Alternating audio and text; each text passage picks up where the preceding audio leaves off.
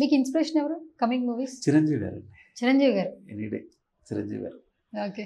ఆయన చూస్తూ పెరిగాం, ఆయన సినిమాలు చూస్తూ పెరిగాం. So it's like motivation and inspiration అనమాట. ఇన్స్పిరేషన్. ఇప్పుడు ఇండస్ట్రీలోకి వచ్చి పలానా వారిలా అవ్వాలి అని అంటే కనుక నాకు చాలా మంచి ఇష్టమైన క్యారెక్టర్ ఆర్టిస్టులు ఉన్నారు. రావు రమేష్ గారు, ప్రకాష్ రాజ్ గారు. సో వీళ్ళలాగా అవ్వాలన్నది గోల్ అనమాట. చిరంజీవి గారిని ఎప్పుడైనా కలిసారా? కలవలేదండి, వెయిట్ చేస్తున్నాను లక్కీ మూమెంట్ కోసం అనమాట. ఓకే. అంటే అదృష్టం కొద్దీ ఆయన రీసెంట్ ఇప్పుడు వర్క్ చేస్తున్న మూవీలో చిన్న రోల్ పడింది. అంటే ఆయనతో కాంబినేషన్ కాదు, చిన్న గెస్ట్, అంటే ఒక చిన్న క్యామియో, ఒక డైలాగ్ లాగా ఒక చిన్న సీన్ ఉండింది. కొంపతీసి విశ్వంబర. విశ్వంబర అందులో చిన్న సీన్ చేశాను. సో మరి అది ఫైనల్ కట్ అవుతుందో లేదో కూడా తెలియాలి.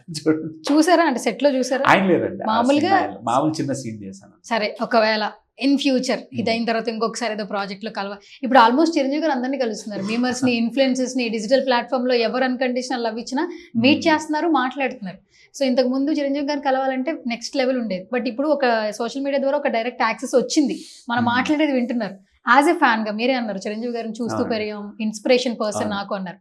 అట్ ద మూమెంట్ ఆయన కలిస్తే what about your fan moment? నాకు రెండు రకాలుగా ఫ్యాన్ మూమెంట్ కావాలనిపిస్తుంది. ఒకటి ఏంటంటే, ఒక ఫ్యాన్ గా కలిశాను, నేను ఎవరో ఆయనకు తెలియపోయినా పర్లేదు, కానీ తెలిసి కలిస్తే అది ఇంకో ఆనందంగా ఫీల్ అవుతాను అనమాట. ఆయన చూసినప్పుడు ఫస్ట్ ఒకటే, లైక్ ఏంటి, ఒక మనస్ఫూర్తిగా ఒక హగ్ చేసుకుని ఒక ఫోటో దిగాలి అంతే. అంతే, అదొకటే సరిపోదు. ఓకే, చిరంజీవి గారు ఇలా ఉంటారనమాట అన్న ఆ మెస్మరైజింగ్ ఫీలింగ్ లోనే ఉంటాను. ఓకే. అయితే చిరంజీవి గారిని కలిస్తే హగ్ చేసుకుని ఒక ఫోటో దిగుతాను అంతే. అదే ఫ్యాన్ మూమెంట్. అంటే చెప్పాలంటే జీవితకాలం సరిపోదు ఆయనతో ఉన్న ఫ్యాన్ మూమెంట్స్. ఆయన జర్నీయే మన జర్నీ లాగా ఉంటది కాబట్టి ఎన్ని చెప్పినా తక్కువే. ఆయన ఈ ఆడియో ఫంక్షన్స్కి వెళ్ళాను, హెక్సా ప్లాటినం డిస్క్ ఫంక్షన్స్కి వెళ్ళాను. చాలా మంది హెక్సా ప్లాటినం డిస్క్ అంటే ఏంటో తెలియదు. నాకు కూడా తెలియదు. హెక్సా ప్లాటినం డిస్క్ ఫంక్షన్ అంటే ఒకప్పుడు ఆడియో రిలీజ్ అయిన తర్వాత 3 లక్షల క్యాసెట్లు అమ్ముడుపోతే ప్లాటినం అని, 6 లక్షలు అమ్ముడుపోతే హెక్సా ప్లాటినం అని, సీడీలు అలా ఫంక్షన్స్ చేసేవాళ్ళు ఒకప్పుడు. సీడీలు, క్యాసెట్లు ఉన్న రోజుల్లో. అయితే హెక్సా ప్లాటినం డిస్క్ ఫంక్షన్ అంటే 6 లక్షల సీడీలు అమ్ముడుపోయాయి అంజీకి. దానికి దుర్గం చెరువు పార్క్ లో ఈవెంట్ కండక్ట్ చేశారు.